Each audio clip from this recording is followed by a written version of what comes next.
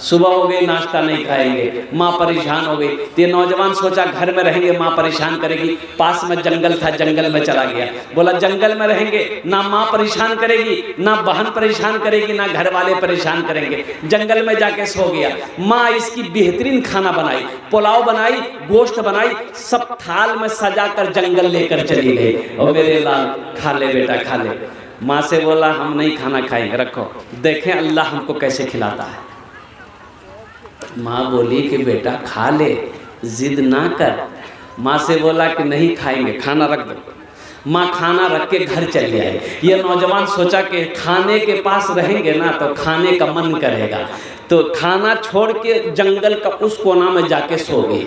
अच्छा, कुछ डाकू लोग डकैती करने का मशवरा उसी जंगल में करता था। 15-20 डाकू जंगल में घुसा तो खाने पे नजर पड़ी कि बेहतरीन खाना है।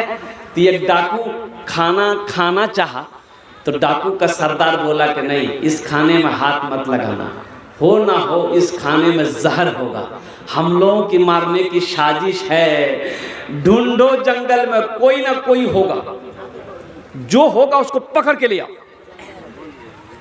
ढूंढा, देखा वहां सोया हुआ, पकड़ा, काला, खींच के लेके आया। डाकू का सरदार बोला ये खाना किसका है? बोला मेरा है। बोला खाया काहे नहीं? बोला नहीं हम नहीं खाएंगे। बोला नहीं खाएगा? हमको पहले शक था कि कुछ गड़बड़ है, नहीं खाएगा? बोला नहीं खाएंगे। बोला अच्छा। तो एक डाकू के सरदार बोला कि 50 जूता मारो इसको। अब जूता बरसना शुरू हो गया, 25 जूता लगा था, ये हाथ जोड़ के खड़ा हो गया। बोला नहीं हम खाएंगे। बोला खो। खाना खाया, दौड़ा मस्जिद, इमाम साहब से बोला कि इमाम साहब आपने तो ये सही बोला था कि सबको अल्लाह खिलाता है, लेकिन एक बात आप बताना भूल गए कि जो नहीं खाता है अल्लाह उसको जूता मार मार के खिलाता है। कम से कम ये बता देते तो मेरी समझ में आ जाती। हाँ, मेरा माथे का बाल उड़ गया। तेरे देने से मौला तेरा तो कुछ ना बिगड़ेगा, तेरे देने से मौला तेरा तो कुछ ना बिगड़ेगा, मगर बन जाएगा मेरा इलाही दरगुजर कर दे, मगर बन जाएगा मेरा इलाही दरगुजर कर दे। बड़ा मुजरिम हूँ मैं तेरा इलाही दर गुजर कर दे।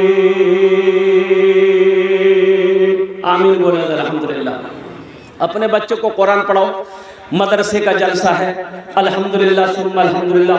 हम नौजवानों से कहते हैं मेरे बच्चों तुम्हें अखबार पढ़ने का टाइम है, फेसबुक चलाने का टाइम है, अल्लाह अकबर कबीरा, और कुर्बान जाओ तुम्हें व्हाट्सएप चलाने का टाइम है, इंस्टाग्राम चलाने का टाइम है।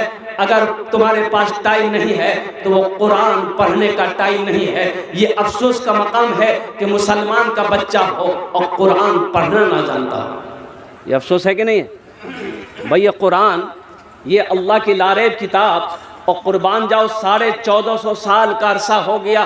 कुर्बान जाओ नौजवानों, मुसलमानों, आज लोग चांद पर पहुंच गया। मेरे कुरान को पढ़कर, मेरे कुरान की स्टडी करके, मेरे कुरान को रिसर्च किया, मेरे कुरान को पढ़ा, आज वो चांद पर पहुंच गया। आज ये कुरान हमारे घर में रखा हुआ है, हम भटक रहे हैं, हम भटक रहे हैं। कुरान में क्या नहीं है? कुरान में सब कुछ है, सिर्फ एक चीज नहीं है। सिर्फ क्या नहीं है? सिर्फ एक चीज नहीं है। कुरान में सिर्फ एक चीज नहीं है, बाकी सब है। कुरान में झूठ नहीं है। कुरान में, अरे बोलो भाई बोलो, कुरान में झूठ नहीं है।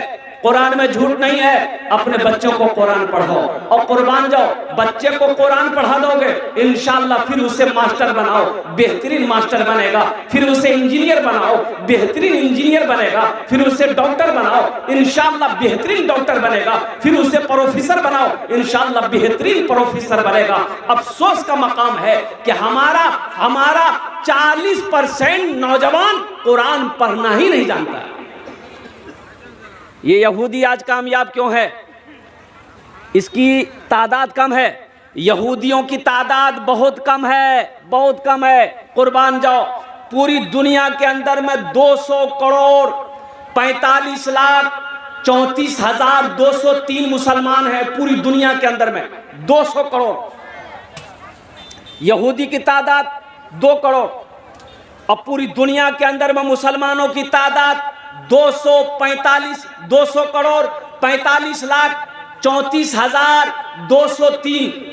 अल्हम्दुलिल्लाह सुम्मा अल्हम्दुलिल्लाह, ये मुसलमानों की तादाद है। लेकिन ये यहूदी आज पूरी दुनिया के अंदर में हावी क्यों है? तो इससे पता ये चला कि यहूदी के घर में जब बच्चा पैदा होता है, जब बच्चा होश संभालता है, जब बच्चा बोलने लगता है, तो यहूदी अपने बच्चे के एक हाथ में किताब देता है, एक हाथ में कलम देता है। एक हाथ में, अरे बोलो भाई, बोलो भाई, बोलो भाई। एक हाथ में क्या देता है? किताब देता है, एक हाथ में कलम देता है। अब मेरे यहाँ मेरा बच्चा अगर होशमंद हो जाए तो एक हाथ में खुरपी देते हैं, एक हाथ में कचिया देते हैं, जो खेत में जो। तो कामयाब वो होगा कि हम होंगे? कामयाब वो ना होगा। मुसलमानों, नौजवानों, ये जो मोबाइल है ये किसका है? ये किसका है? किसने बनाया? यहूदियों ने बनाया।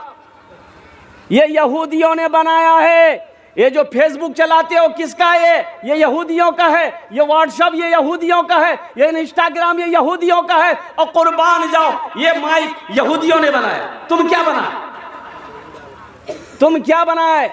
वो लक्स साबुन लगाते हो, यहूदी का कंपनी एजेंट है। ओ फेयर एंड लवली क्रीम लगाते हो, fair hair door shoulder cream की ना मोटर क्रीम, मेरे नाम की फेयर लवली। देखे एक नौजवान को डिबिया खोला तो हम बोले क्या लगाए रे? बोला क्रीम है। हम बोला कौन क्रीम है? बोला ये गोरा होने का क्रीम है। हमने कहा कि बेटा अगर क्रीम लगाने से आदमी गोरा हो जाता तो वेस्ट इंडीज का खिलाड़ी जितना है क्या उसके पास क्रीम का पैसा नहीं है?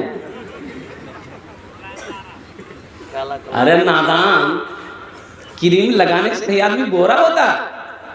और कुर्बान जाओ मेरे बच्चों, नौजवानों, इन भूल भुलैयों से निकलो, अपनी जिंदगी को पहचानो। तुम कौन हो अपने आप को पहचानो। हाशिम अमला का नाम सुना?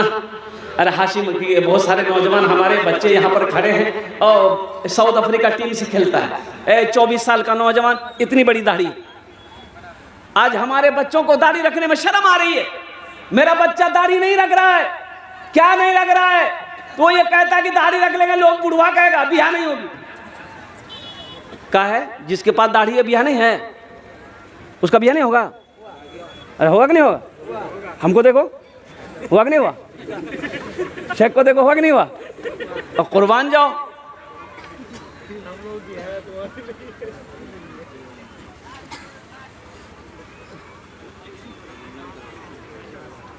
दाढ़ी रखो, अपने चेहरे को सजाओ।